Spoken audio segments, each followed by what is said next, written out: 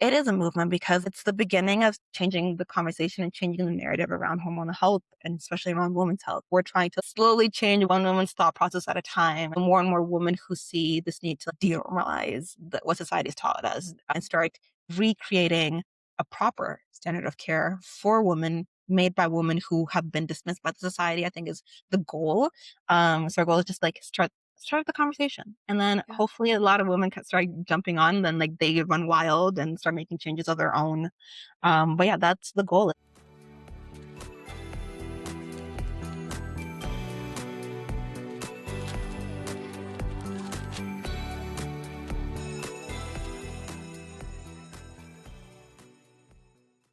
What's up, ladies? Welcome to the Health Class She Deserves, the show where we ditch outdated women's health myths and talk real bodies, real cycles, and real stories. I'm your host, Autumn Paone, and today's guest is a powerhouse who turned her own experience of being dismissed by the healthcare system into a movement for hormonal wellness. Joining us is Chelsea Jambo, the founder and CEO of OURbody, a Canadian brand dedicated to women's health. After launching in 2025, Chelsea has quickly built a brand that goes beyond just products. From certified organic herbal blends for menstruation and menopause to advocacy driven education, OURbody is designed to help women stop tolerating hormonal suffering and start demanding better care. Chelsea has a background in tech, is a media strategist, and a fierce advocate for women's health. Today, we're talking about building rituals that actually support us, breaking down the stigmas around our hormones, and how to navigate a system that often treats our bodies as an afterthought. Chelsea, welcome to class. Well, thank you for having me. I'd love to start with kind of just your origin story. What personal struggles led you to create Our Body? Yeah. So the main, like, I mean, my, at least my entire life, I've always had like really bad period cramps. And it's something that I feel like most women, you kind of get used to it. You're like, you know what, like, there's nothing I can do about it. You kind of deal with all of that. So I've always had really bad period pains, but the whole pivot from, just essentially dealing with it and kind of just accepting the suffering, to actually doing something about it happened when I was at a doctor's office. I have a family history of breast cancer, so I wanted to get preventative healthcare measures from a doctor.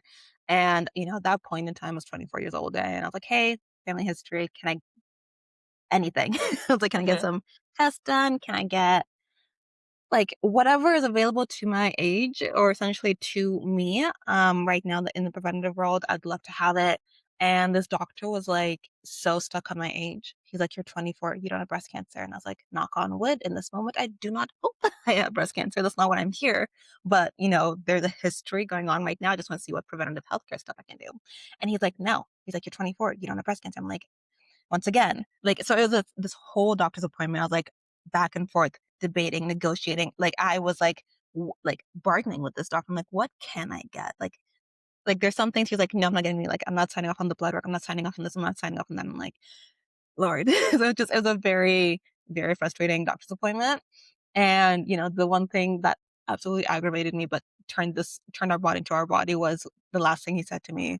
And he's like, "I'm not putting my name on this." To, like, me asking to, like, for him to, like, sign 'cause he saw me get blood work. So I was like, "Hey, can you, like, tick off the blood work to kind of, like, genetic testing?" And he's like, "No, I'm not signing my name on this." Like he could care less essentially. And that was his reasoning for saying no. And so in that moment, I was like, "Oh my goodness." Like, all the stories that us women have heard about, doctors dismissing women and not caring about women's health, concerns was, like, it was literally happening before my eyes, and I was like, he did not just say, "I'm not putting my name on this." That's his justification for me not to get preventive healthcare measures, or at least to even see my risks of getting breast cancer. So in that Mhm. moment, I was like consumed by a lot of emotions. And I was like, okay, well, unfortunately, in the society we live in, we need a doctor's, signature to move Yeah. forward with this. So I was like, okay, well, I'm going to get a new doctor because that's unacceptable.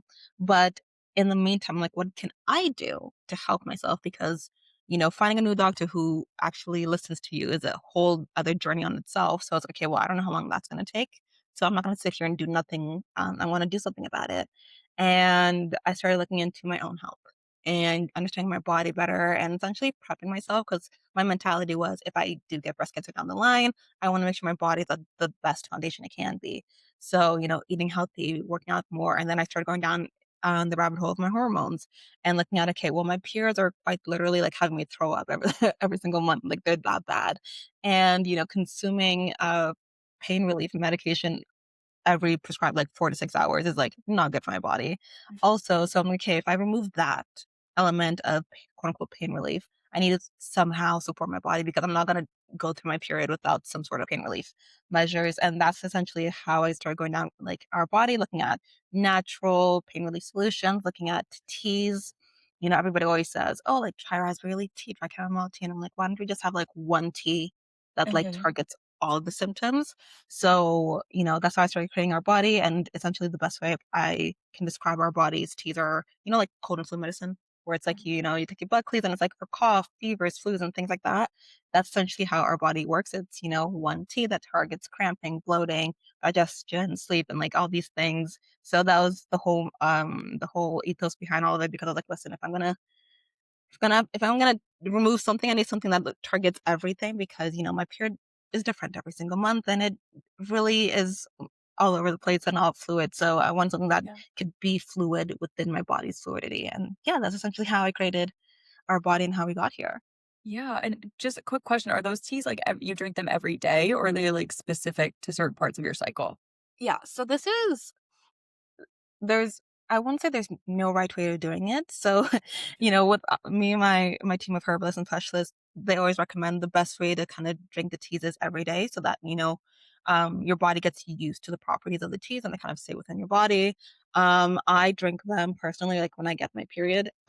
So more on like that m I guess, medication side of it. Mhm. So, usually the morning of, I literally have, like, a short window before my symptoms start kicking in, so I'm, like, running into the kitchen, making myself a cup of tea, drinking a cup, and then, yeah, within a Mhm. couple of hours, it starts kicking in. So, it really is dependent on some people. If you really like tea, you can, of course, drink it every day. But if you're, like, not that into tea, but you want some sort of natural pain Yeah. relief, then, yeah, you can definitely drink it when you have your symptoms. Gotcha. Yeah, and I'm sure it does vary for everybody. I myself have endometriosis, and I've tried raspberry leaf tea before, and Mhm. it's definitely helpful, but the only way that it actually makes a difference for me is if I drink 4 bags a day for, like, the 4 days leading up to my period, and that's, like, I found the only way that it's actually effective, and anything else is, like, too weak. But I would love to circle back to some of, like, your origin here because there are so many things you said that are just they're so relevant to a lot of things that I've been doing, with, like, content creation recently. Mhm. Because I have a series on TikTok that has been really resonating with so many women about just being told, like, the craziest things that people have been told at the doctor's office and, like, the Yeah. dismissal that they've experienced.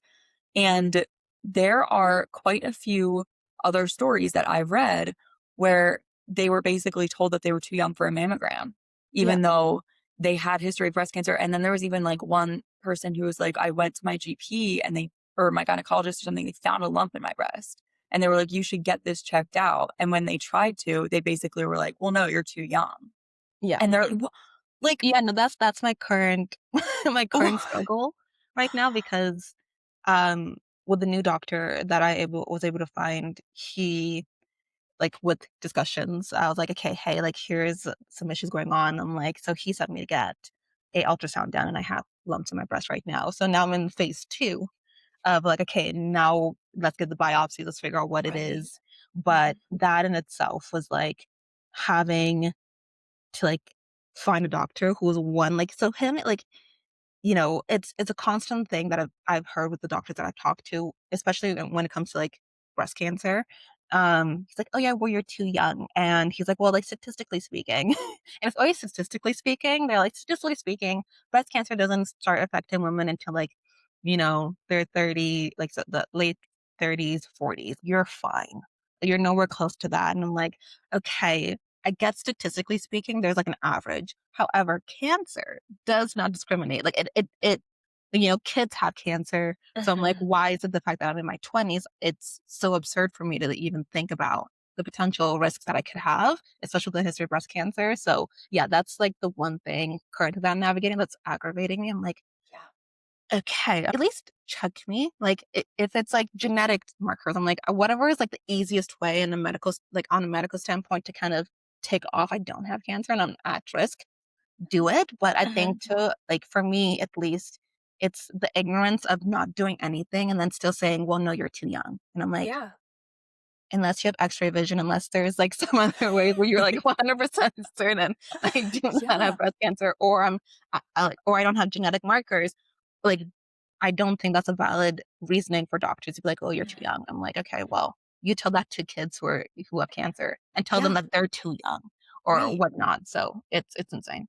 I'm totally with you. And it comes up so often, not even just with cancer, but just like based on some the stories that I've read. I've been reading like hundreds of stories over the past couple weeks. And the too young thing comes up all the time. And it's like, yeah, like you said, statistically, sure. But let's like take a couple things into account here.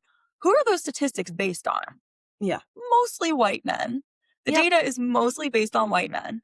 And so if we break it down into subgroups of like women and then women of color, like women of Hispanic origin, all of the numbers shift a little bit. And Yep. we need to be taking all of that into account as well, which we never do. Yeah. And then on top of that, like you said, cancer doesn't discriminate, disease doesn't discriminate. It doesn't care how old you are. Yeah. You might be, quote, too young to experience something, but that doesn't change the fact that it still Yeah. happens. Yeah. And also, like, who's to say that the women, like, even though women are more often diagnosed with breast cancer in their 30s and 40s, But they didn't have it sooner. who's to say they didn't have it sooner? Because obviously they're not doing the testing sooner. You have to like beg for it. So somebody Yeah. who's not begging for it isn't getting the testing Yeah. done. How do we know that? So it's not a very scientific way of thinking, which is truly insane to me for a Yeah. medical professional. Yeah. Um, yeah. Yeah, no. It's and even like one other thing that's like also insane about especially this category is like Um, uh, a nurse told me because I'm trying to get a biopsy done, and so she was like, "So I'm on a wait list." So the doctor assumes it's benign. I'm like, "Hey, cool." I'm like, once again, unless the ultrasound says benign, like I want some like actual like secondary test to kind of confirm that. So we're working on it, and she's like, "Oh yeah, you're on the list, but like they'll call you." And I'm like, "Okay, like when can we expect me to get called?" And she's like, well, they go on the basis of, like, the most urgent cases. So, like, you're not really urgent. So, like, whenever they get to you, they get to you. And I'm like, what is that type of, like, care? I get, like, there are women who are, in the more urgent, category. However, I feel like those who aren't considered urgent, or I don't know how you can, like, consider someone urgent, you should Mhm. still try to support them in one way or another. I don't know. Like, this whole, like, what I'm learning is, like, it's very impersonal, like, it's just more of like, Mhm. "Meh," like, "Well, don't worry about it, like, you're gonna be fine." And this is completely different standard of care. Yeah, yeah, like you said, I'm sure there's women who are in like more urgent situations, and of course, get them scheduled first. But why can't I at least have like a scheduled Yeah, date for yeah. something? Like I, Or like a timeline, be like, "We can Mhm. fit you within, like, a month or, like, 2 months." And it's an appointment for a consultation, which is a funny thing for me. It's a rabbit hole of just, like, insanity. But, Mhm. yeah, no, it's when you dive deeper into, like, the history of women's health Mhm. and how North America kind of treats women in the health Yeah. space, it is honestly the most, like, frustrating thing ever, especially Mhm. because I learned the other day that we only have 10 years of proper clinical research conducted on the female body. Like, in Mhm. 2016, that's when it's, like, became, like, Proper, yeah. proper both preclinical and clinical research conducted, and I'm like, "Wow." Mhm. So everything before Yeah. that is, I guess, like, not irrelevant, but, like, has to be redone and kind of reassessed. Right. Yeah. Yeah. The lens that things are done through the whole research side of things is truly crazy because it even not even just with human studies, but with animals even. Yeah. We don't typically like it's more often than not just male rats, male mice, male whatever. Yeah. And there are like logistical reasons for that in terms of like money and time consuming to like track the Mhm. estrous cycle and all that. But that doesn't mean that you shouldn't do it. It means that the systems need to change to like better support that. And then there's also the whole thing about if you are a research scientist at an institution, you need to be pumping out papers in order for the institution to tenure you. In order Yeah. to pump out papers, you need to be like actually getting them published in high quality journals, and the high quality journals are more likely to publish them if they're not sex specific. Yeah. So it's like it goes so deep. Like everything's working against us. The fact that we have any studies at all is actually crazy. And, like, it's so disheartening because you're sitting here and being like, "Okay," like, you're trying to figure out what's going on within your body, but, like, the research and the information you're being conducted, you're, like, not to second guess it, but, like, "Okay, like, how well written is this research that I'm reading upon the female body? Like, were these people actually considering the female body?" Because now we're hearing, "Oh, how women experience strokes and, like, heart attacks are completely different." Like, Yeah. what you've been told to watch out for does not, like, translate on the female body. That's Eh, two big things within like the health space that you're like, okay, that does not like that's not relevant to women. So yeah. like now you have to go back and be like, okay, what is relevant to women and what's out there and how do we know what's actually relevant versus what's not relevant and how can we make sure that the research and the studies being conducted are actually something that are focused primarily on the female body and actually suited to support this female body like in a full life circle.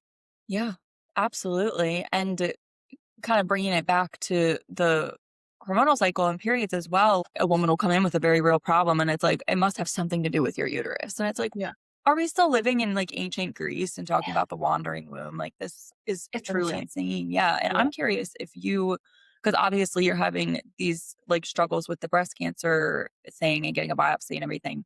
But when it comes to how bad your periods were, did you try to seek additional answers through the medical system as well for that? Or were you just like, I need to create my own thing. I know I'm not getting any help there. Yeah. Oh, no, I did. So, in the regular doctor's checkup, like, it's essentially the reason why I'm just like, okay, like, in the medical space, it's you kind of just have to laugh it off. But, went to my doctor. It was a male doctor, at the time, separate from the one that I have right now, and I was like, "Yeah, I have, like, a really bad period pains," and oftentimes there are 2 answers. 1, it's just your hormones, it's fine, or 2, here's a prescription for X amount of, medication, and you're like, okay, but why? Like, can you at least, like, I don't know, take 5 minutes to tell me why I'm in so much pain? It was Yeah. never, like, discussed with me from a doctor as to, like, why I'm in this much pain. And I had to honestly figure it out on my own. Literally go in, do my own research, Mhm. do some self-assessments, kind of figure it out and be like, "Okay, that's why." And, like, this period pain is not normal, and it's, like, the pelvic kind of pushing up, and, like, self-assessment on figuring out, okay, where this pain is coming from, what's causing this pain. And but yeah, with doctors, they're just like, "Yeah, it's just your hormones, you're fine." And you're like, "Okay, you might say I'm fine, but I don't feel fine." Can we dive deeper into it? But yeah, no, it was honestly, I wouldn't say pointless, but like the conversations led nowhere. Just more like they just brushed it off as in like, Mhm. "Oh, I'm not touching that." Like, Yeah. no. And yeah, it's one of those weird things where I'm like, with the knowledge I have right now with building our body, kind of like the team that I have and and the research we kind of done in terms of understanding the hormone cycle. It's something that I feel like can easily be implemented in the medical system when they kind of dive deeper into hormones, because when I've dove in deeper, I'm like, "Okay, well, 1, hormones are affected by everything. Also, our hormones affect everything." So, Mhm. it's one of those things where a simple answer, which I've started realizing is, okay, you kind of have to do, like, this whole count of what's your work life? What's your home life? How's your stress level? Are you Yeah. eating enough? Are you sleeping enough? How's your anxiety levels? Like, 'cause all those things in reality impact your hormones. And then if in any one of those things are out of whack or like imbalanced, then you're gonna and have that internal feeling. So it's one of those things where it's like, okay, I've now started to become very, very self-aware of my body and be like, okay, I'm feeling this. I'm like, okay, what's going on in my life? Like I always been like, okay, Yeah. what has been happening the last couple of weeks, like the last couple of months? And then it's a couple of like adjustments. So a lot of lifestyle adjustments. And then once I kind of hit a roadblock where I'm like, okay, I've changed everything. I've made sure, I'm not stressed. Home life is good. Work life is good. I'm working out or I'm moving my body or I'm eating well. I've kind of done those bases and kind of regulating my hormones. And if I'm still in pain, then it's like, okay. Then it's really realistically medical. Now I can go to the doctor and say, I've tried all of these things. I've done Yeah. everything. Here's the issue. Don't tell me it's hormones because I kind of regulated my hormones already. What Mhm. is it? And I feel like more women kind of have to do that, but it's a shame that we can't essentially have the Yeah. conversation with doctors who essentially know more and are, spend so much more times in the medical space. And you're like, okay, it'd be great if we go and say, hey, I have debilitating period pains. What's going on? Instead of being told, hey, it's just your hormones. Okay. They themselves do the checklist. They themselves will walk you through everything and tell you the adjustments that you might need to make or, do more, panels and like more, Mhm. kind of get more blood work done to kind of figure out what's going on with you internally instead of just saying it's your hormones or here's a prescription drug for X, Y, and Z. I think there could be so much more done in the medical space, but there Yeah. isn't. Yeah, for sure. And yeah, they love to use the anxiety excuse as well. And you're like, I'm actually anxious because I'm in pain. Like it's Yeah. not the other way around. But I know we talked a little bit in our pre-chat as well about normal versus normalized. Yeah. Can you expand on that a little bit? Yeah, honestly, I would say the entire female experience has been normalized, because like what we get our periods as early as 12, maybe 11, Mhm. right? Mhm. So from that point on, you are essentially told that the pain that you experience as a woman is normal. Right. They're like, yeah, no, it's normal. It's a part of being a woman. It's like society just like brushes it off. And then it's like, we're in our 20s and whatnot, and we're growing up and we're now hearing conversations being like, whoever told you, that pain Yeah. is not normal. So it's like, okay, now we're in this weird shift within like some research is coming out and saying, okay, well, that is not normal. Like, but there's no additional conversations being had as to, okay, like pure pain's not normal. Love that. What next? That what Mhm. next isn't happening. Cause like we get, Yeah. like, I think there's so much within female health that is still, we're still trying to denormalize that it's kind of hard to get to that next step of what's normal. And then also it's like, you kind of look at, you know, the, like, I had this one conversation with a woman, like, she had endometriosis, but, like, her case was, like honestly, I ached just hearing her story because it was just, like, one of those stories where, like, she had these pain, like, she was, like, Yeah. really bad period pain. Started off, like, really bad period pains, and doctors wouldn't see her, or, like, she'd see doctors, but they wouldn't know what's wrong with her. They do Mhm. test after test after test, nothing, and then it wasn't until she was essentially in the, like, later stages, worst case stages, Mhm. that one doctor was like, "It's literally written, like," looked at the reports and was like, "It's literally right in front of my face. Like, what is going on? You have this." And Yeah. I think, in the medical space, you kind of have this normalized feeling of like, okay, well, if a woman says pelvic pain or period pain or anything like that, it's like instantly being like, "You're fine." Like, Mhm. this is normal. You're a woman, you're supposed to experience pelvic pain instead of being like, okay, alarm bells, right? Right. Like, this is could be a cause for something else more serious. In this woman's case, it literally was. And, Yeah. she had hysterectomy done and like it was like a whole thing, like her whole Yeah. story quite literally makes me ache. And it could have been caught sooner if Yeah. doctors wouldn't have normalized the feeling of pelvic pain. So I think, we honestly do slowly have to start denormalizing this feeling in sense like as a woman you shouldn't experience pain. As a woman, Mhm. you shouldn't normalize this feeling of being dismissed. Like it shouldn't be something where you walk into the doctor's office and expect to be dismissed. Like that's not Mhm. how society should function, Yeah. right? And Yeah. unfortunately so many women have to sit here and like either, like over exaggerate their symptoms to even be taken seriously. Yeah. And on the other side being like, okay, like having to call the doctor out on the normalization of their symptoms, be like, "Oh, yeah, no, that's normal," but, like, "No, it's not normal." Yeah. And that shouldn't be falling on women, like, that's not, like we Right. shouldn't normalize the fact that women have to quite literally advocate for themselves 10 times harder than men do when they go to the doctor to kind of get anything taken seriously. So, yeah, I think we're in this weird society where it's, like, more and more women are waking up to the quote, unquote, "false information" of what's normal to be a woman and saying, "This is not normal. Let's change this. Let's change what we consider normal for women." Because we all know, and we know, it's not normal. So stop Yeah. telling us it's normal because it's not. Yeah. Exactly. Pain is never normal. I don't know Yeah. why that's become like such a thing, but pain is never normal. Pain is your body's way of saying, hey, something's Something's wrong, wrong. something needs to be addressed. And so having the literal medical professionals be like, no, Yeah. nothing needs to be addressed. It's seriously harming women. And in extreme cases, it is costing them their lives. Like Yeah. it can be very dramatic. Like it's not, we can't overemphasize how important it It is. is Yeah. to be, like you said, denormalizing the whole womanhood equals pain thing. And something else I find even more sickening when I really think about it is like we used to be the healers. Like we Yeah. historically, genetically, just naturally, we are meant to be the healers. We were midwives and men came in and stole it from us and made it gynecology Yeah. and fucked it all up. Yep. And so it's like we wouldn't even be in this situation if y'all just stayed in your place. Yeah.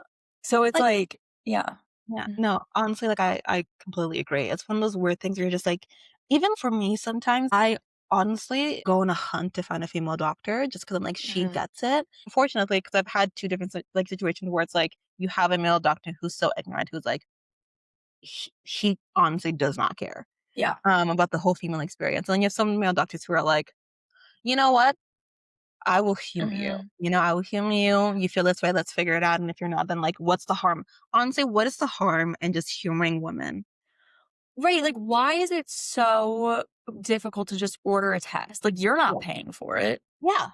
What's the problem? And yeah, like you said, I mean, I definitely will always go to, like, female doctors as well whenever I can, but even so, I'm sometimes still skeptical because, like, all my pediatricians were women growing up, and I've had these, like, problems with endometriosis from a very young age, and for years, they all told me I the just same hope thing of, like, "Yep, this is normal." They never offered me any help. And I think there's a dichotomy here as well that doesn't get talked about very often of we normalize women's pain, but at the same time, as a society, we just assume women are weaker. We're assuming that women can't that have lower pain tolerance and can't handle the we same level of pain that higher men pain feel. tolerance. Exactly. We have a much higher pain tolerance. They've Men have to experience, like, childbirth pain or endometriosis pain on a regular basis, they'd throw themselves out a window. Oh, Like, they yeah, could like, not handle it. my They can't handle the favorite common thing cold. oh my goodness, like, don't even get me on the cold thing.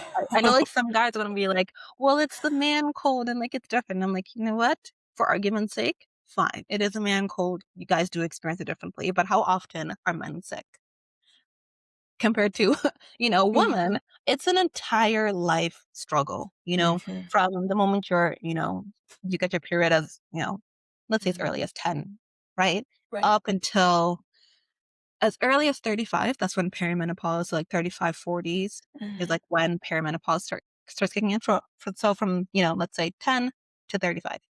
You are bleeding once a week, like once a month for a week long at mhm, max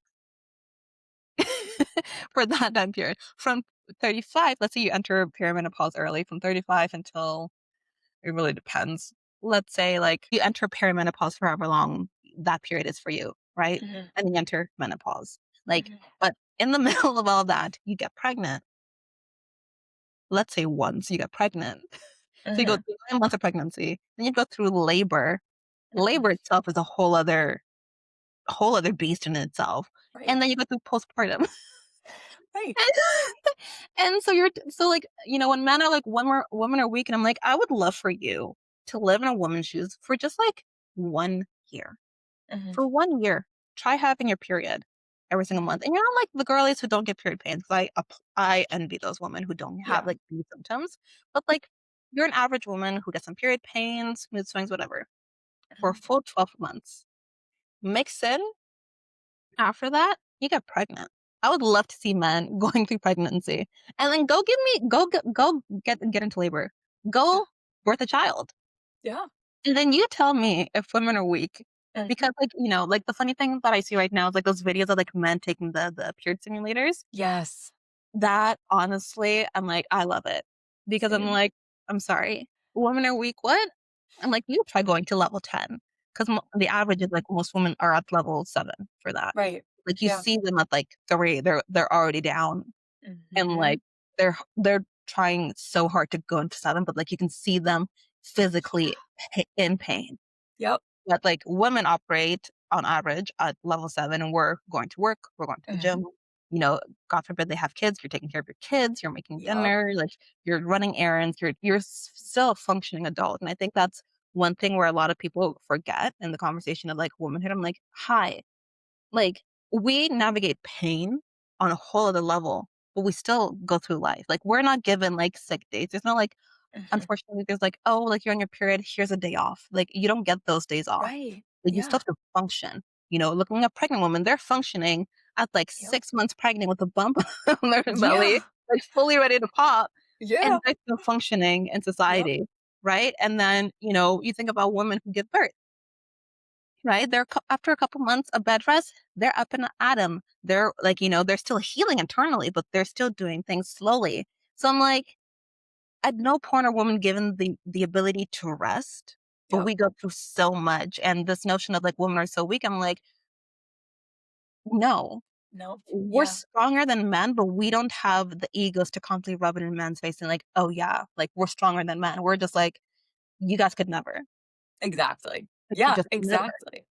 Yeah. No, and it's something we all know, like, in our bones, and men just are kinda like, "Yeah, okay, whatever," but it's like, yeah, those period cramp simulators, I really wanna get one of those just to, like, put it on every man in my life and be like, "This is what I'm dealing with." But I Oh yeah. also think that this kinda leads into another important part of the conversation of what productivity truly means, because in our society, it's very like, a very male definition of productivity Hmm. that's caused a lot of problems, Yep. arguably.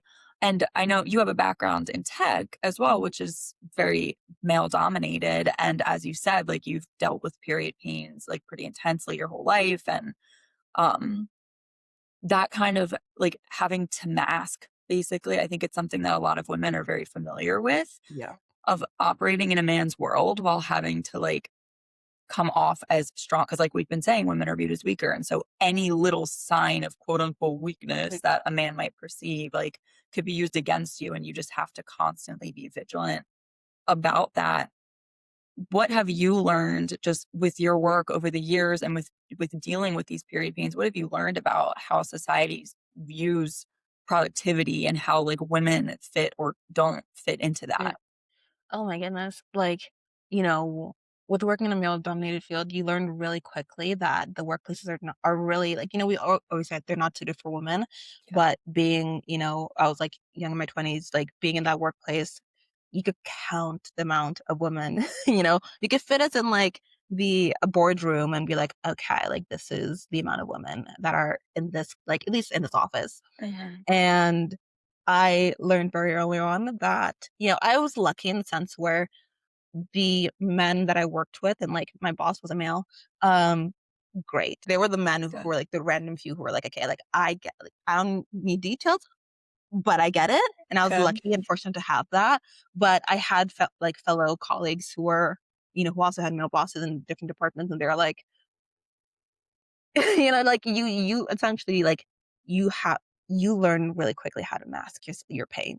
And I think that's something that not a lot of people get, like not a lot of people give women credit for, is like our ability to like quite clearly be like locked in to Mhm. getting meeting this deadline while like actively having like pure pains in the office where you're just like, this one time I was like working on a like PowerPoint deck in the office, and luckily we had like stand up desks so I can like move around without looking to like what the hell is she doing in the office. So like you kind of have to Right. get creative in like how you kind of show your Yeah. pain in the office. I'm over here hunched over trying to finish this like PowerPoint deck.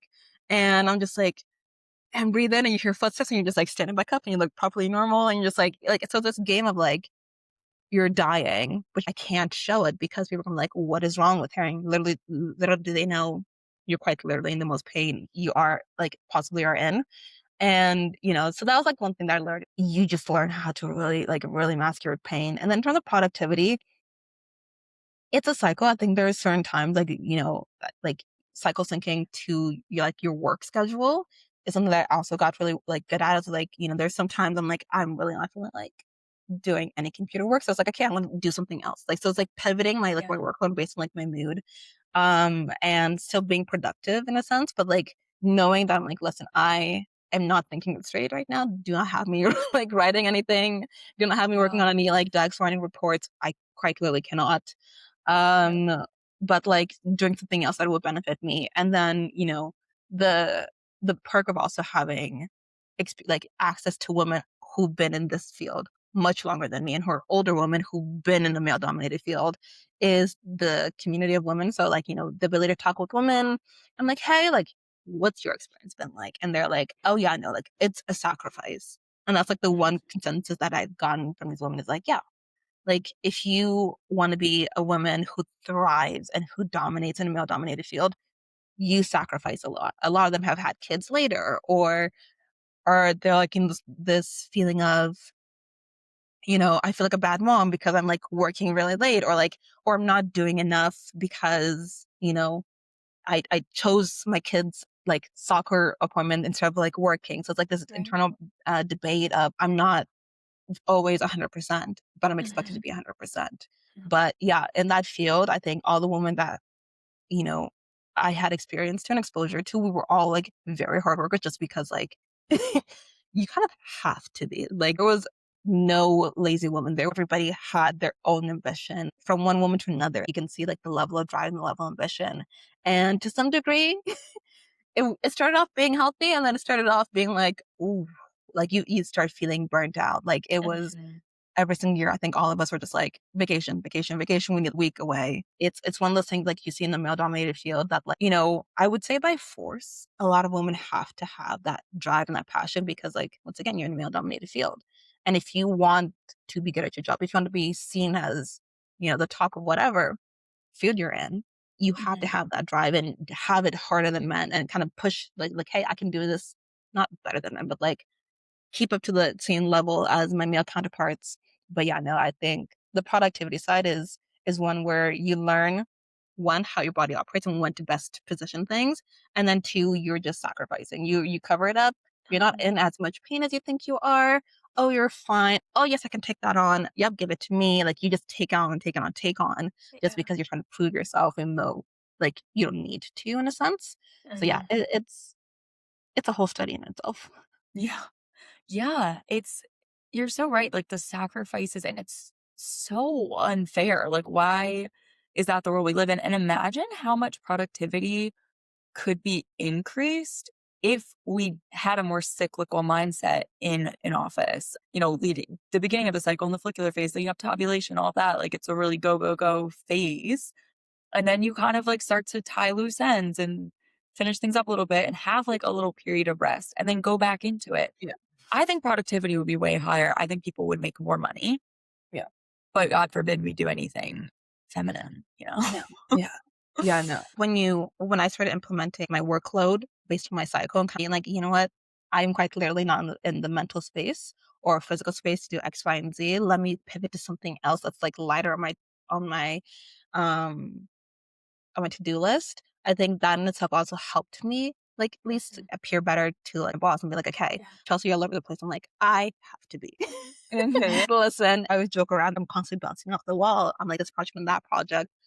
Just because I get my period, I'm not in the mood for this type of work. Okay, I'm going to Mhm. pivot because I'm like, why am I going to create and present work that's not my best ability? Okay, I'm going to pivot to something else. Easily do it. Be like, hey, here's this. I'm working on this. I'll get back to you next week. Like, so it's constantly moving, and you're kind of like moving around your to do list and kind of getting something done. So on a boss level, they're like, you're all over the place. Like, but thank you. You're giving them things that they they weren't expecting for a while. Like, you kind of have to enter this chaos and like really be synced with your cycle. Your workload, you never know what's going to come up, but the ability to say, okay, I see what I need to do.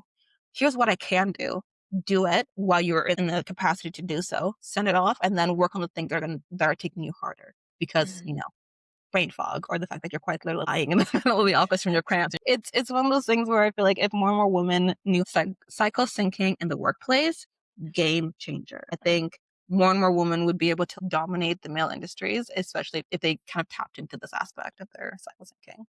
I completely agree. It's one of my favorite ways to cycle sync because I think people hear it, like it became such a thing on the internet, and people automatically assumed that it was like another diet. And I was like, Yeah. no, it's not another diet. I think people were approaching it from such a masculine place of, I Yeah. have to do this in this phase and this in this phase. And they're very focused on diet and exercise. And that's all fine and dandy if it's useful to you. But I think it's much better to start with your brain.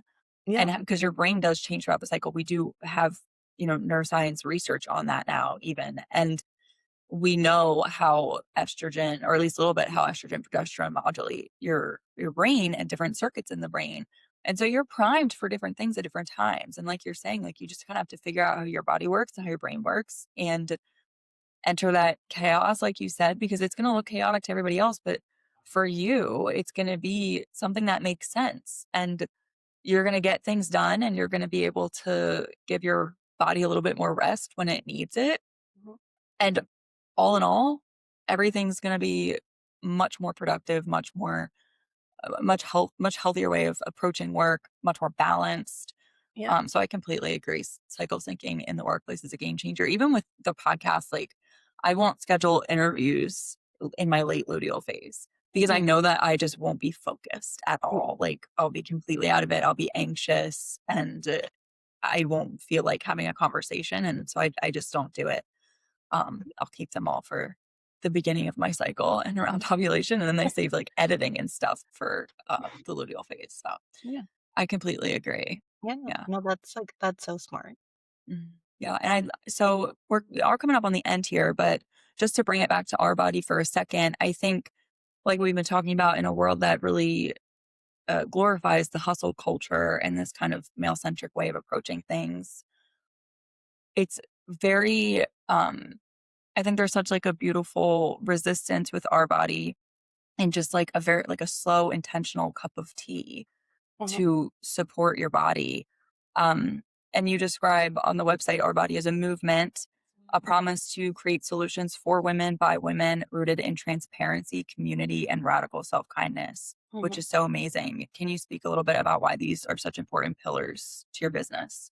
Yeah, like, especially talking about the radical self-kindness, and around the time where I started talk like, entering our body, like, I had such a negative viewpoint on my period and that whole experience on my body. And, started becoming more self-aware on how, like, this negative talk was, like, impacting my viewpoint on my body. It absolutely sucks, but I think for me, it's something that I had to, like, learn to love the Yeah. experience my body goes into, and then that way I can support it in a way where, like, it truly needs support, because I feel like so many women, like, we're told anything and everything about our bodies. When it comes to radical self-kindness, it's saying, "Okay, hold up. I don't care what society has to say about my body," or these slow messages that we've all been, like, told to kind of think about our period, like, "Oh, it's terrible. It's like this," or like these negative connotations towards Mhm. the entire experience of womanhood, from the entire hormone cycle and the entire cycle, like the entire life cycle of being a woman, removing that negative talk and saying, you know what? Let's be honest. Is it great? No. But do I still love my body? Yes. Do I still love the experiences and the waves I go in through my body? Absolutely. Because my body is functioning. And then at that point, it's okay. This isn't great, but like I can do something about it. So it's like it's one of those things where it's like I think if women started, you know, loving their bodies and loving the negative experiences that they go through, then it's one of those things where then more women would be seen to kind of do something more about it. Because I feel like you can either get stuck in like a negative rut. Mhm. So that's like my vision, like radical self kindness. I'm like, you know what? I don't care what people say about people have to say about my body, but I'm going to choose to Yeah. love it because it's my body. I'm kind of stuck with one body for my entire life. So I'm going to try and love it as best as I can and have a better mental state regarding my body and how I view it. And Mhm. then community. I look at our body and I'm like, I am building it not just like to sell a product, not just to Mhm. build a company. It's more about like my pure frustration on, how society addresses women's health. And, it's one of those things where I'm like, a girl in Canada can change this on my own, right? It's like, it takes a village, Yeah. right? And I think so many of us women have been done wrong by society and in terms of our health, and it's about building this community of women saying, hey, I get you, you get me, we are all in agreement that how we're treated within society is not great. So Mhm. how can we change this? How can we better our situation? How can even like, how can we lean on each other? Because realistically, no one else gets it, than another woman who's been dismissed by the healthcare Mhm. industry. And so it's one of those things where it's like community is so important, and like get it. How can we grow our community? Even not even a community around our body, but a community of women who just get women, go like woman for woman.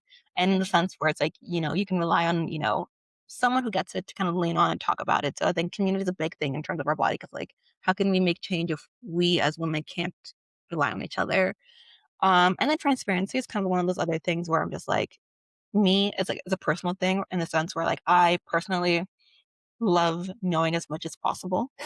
Yeah. Especially because I feel like when it comes to like health and hormones, um, it's so easy to say, well, this does this and this fixes this. And it's like, okay, cool. But like, let's just stop assuming, right? So Mhm. the way I tried building our body was looking at, okay, well, one, ingredients, because I'm a health conscious girly. I'm like, okay, I want to know what's going in my body, where's it coming from. Yeah. And for me, I was like, okay, well, these are herbs. So, we all kind of sense that they're coming from the ground. I learned early on in creating our body that not all herbs are organic, which I'm like, gigantic Mhm. question mark. What do you mean? So, the fact that, we're certified organic and our supplier traces their ingredients and we share that information with other women saying, hey, if you're curious about knowing where, the chamomile is coming from, where the raspberry leaf is coming from, the apple pieces, the cinnamon, etc., we'll tell you. Like it's coming from this Yeah. country, exported for this country, and it's in its most organic state. So that was just something that I'm like, yeah, like I want to know.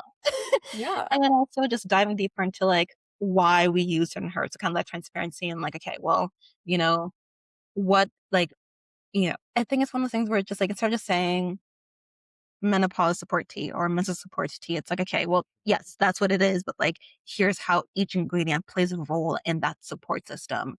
So it's a little bit transparency in the sense where I'm not just assuming women are gonna take our word for it. It's like, okay, don't like, Mhm. I mean, actually don't take our word for it. Do the research, educate yourself, but that's even makes, that's even better experience for women to dive deeper into self-awareness.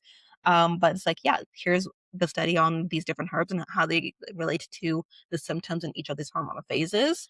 But yeah, it's kind of one of those things where I'm like, it is a movement because, like, it's the beginning of changing the conversation and changing the narrative around hormonal health and especially around women's health. We're trying to, like, slowly change one woman's mind, like, one woman's thought process at a time, and, the more and more women who see this need to, like, denormalize what society has taught us, and start re you know recreating a proper standard of care for women made by women who have been dismissed by the society. I think is the goal.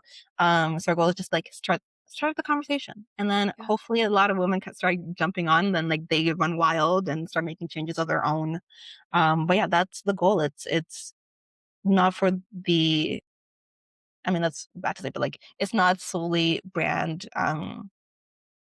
like selfishness, but in the sense Mhm. where it's like, okay, like, this is so much bigger than our body, Mhm. and we can do so much if us as women kind of get together and we start actively working towards changing, how we're treated by society and how we experience all the things that we have to experience, and start having conversations, start demanding change, and start pivoting, and more and more female doctors need to come out there and start joining joining along and start making change within the system. But yeah, that's essentially the whole ethos behind our body and all these different pillars. That's amazing.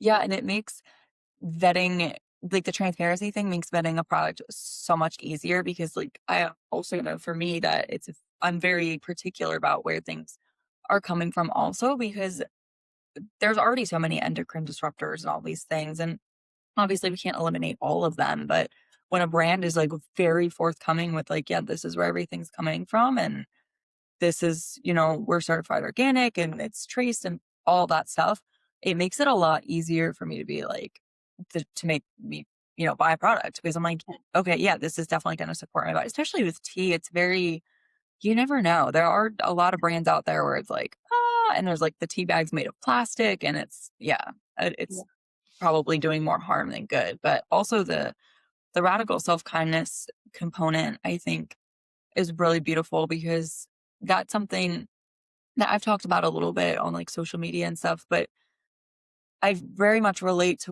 what you said about you used to view your body as kind of like with this resistance. And I know I have so much like I had anger and frustration towards my body growing up. Like, why does it experience this? Why am I in this pain? Why is this happening to me? And it does put you in this very like learned helplessness. Mhm. Um, you know, a very disempowered place of like, well, there's nothing I can do about it. And the medical system also by normalizing it, Yeah. feeds into that of like, this is just your lot in life because you have a uterus. So have fun. And Yeah. that's all we can really say. And it just really reinforces that, like, okay, there's nothing I can do about this. So I love what you say about that radical self kindness. The more that you meet your body with more of like a curiosity and a compassion of like, okay, I'm frustrated that I'm experiencing this, but I love my body. It's asking for help. What can I do to help it? Mhm. That thought process is much healthier, much more empowering. This is something that I do have some control over and it's not Mhm. normal. And that in itself can almost be a healing aspect. Uh, Yeah. to that healing journey. So that's really beautiful. Yeah. Mm. Yeah. Yeah, thank you. Yeah, I think, yeah, more and more women need to start loving their bodies and in not in a sense of image, but in a sense of like the full female body, like the way you look, the way you experience, like internally, your body functions. I think it's about loving your full and whole body, and that's the beginning of it, right? The moment you love your full and whole body, that's when you can better support your body. And yeah, I see some women, I'm like, "Ugh," I'm like, it's tough. I'm like, just just be patient with your body. Like it's because the reality is, like, you have to be the one that kind of, like, picks up on the signals it's sending you, especially in the society that we live today, and you can't do that if you're angry at your body. So you have Yes. to kind of love it, be able to put that the anger and the frustration aside, and then just listen to what it needs, and be there to kind of interpret it and give it what it needs. Mhm. Absolutely. This has been such an amazing conversation, Chelsea. I have one last question I like to ask all of my guests at the end of our interviews. Mhm. If you could rewrite the health class curriculum that every woman deserves, what would your first lesson be? Oh my goodness. Um It would honestly be a topic on the complexities of hormones. So the notion of your hormones affect everything and everything is affected by your hormones. So starting that principle of saying, okay, diving deeper in what hormones cause anxiety, because I feel like that's a whole other conversation I can even get deeper into. Mhm. What hormones cause stress, how your lifestyle can impact your other hormones. So that way like women are more self-aware on like, yes, hormones are complex, but I feel like once you understand how they interact within your body and how and within the lifestyle you have, it's easier to navigate them and it's easier to kind of help your body kind of push through all the hormonal experiences you go through. So yeah, I'd be definitely on that'd be the first one I would. Cause then from that's when we start diving deeper into like the heavy workload. But I think, yeah, every woman Yeah. should honestly have a course that's focusing on hormonal health and its connection to your lifestyle. Mhm. I love that. And I love how you say that about like hormones affecting everything. I think a lot of people, because of so many things that we talked about in this conversation, when we say like hormones or hormonal, we automatically are assuming like women and femininity. And it's like, okay, first of all, everyone has hormones. Hormones are a part of life. Hormones are like what you are. Yeah. It's there's no like targeted hormone treatment. Like it's affecting everything. There are Yep. receptors for hormones head to toe. It's how your Mhm. body functions. Yep. And so yeah, even just the most, like you said, it is complex, but even just the most basic understanding Mhm. of hormones and the basic functioning and roles that they play, I think could set women off on a much better foot at a Mhm. young age of like understanding their body and appreciating their body, like you said, like not just loving, our appearances and stuff, although that's important. It's like really appreciating how incredible the female body is because it really is. Yeah. It's incredible and it's complex and it's beautiful in its entire creation because like the things that the human body can do, Yeah. insane. Yeah. And yeah, I think yeah, just that basic understanding is Mhm. all that women need because we don't Yeah. have it. We don't have a basic understanding of our hormones. It's so true. Yeah. Yeah. Absolutely. And we would be, I mean, I think we already are unstoppable. I just think more people need to realize it. But Yeah. even like starting the education that young, we'd be even more unstoppable. So thank you Even so much, Chelsea. This conversation was so amazing. I know so many people are going to benefit from it. I'm going to link our body in the show notes for everybody. Where else can people find you? yeah, you can follow us on Instagram at Shop Our Body. Awesome. I will make sure that's linked for everybody as well. Thank you so much for being here. Make sure you guys check out Our Body and share this episode with a friend who you think needs to hear it. Because I think that a lot of women could really be empowered by this conversation. So thank you so much, Chelsea. Yeah, thank you, Autumn, for having me. It was honestly such a great conversation. Awesome. Yay. All right. Class dismissed.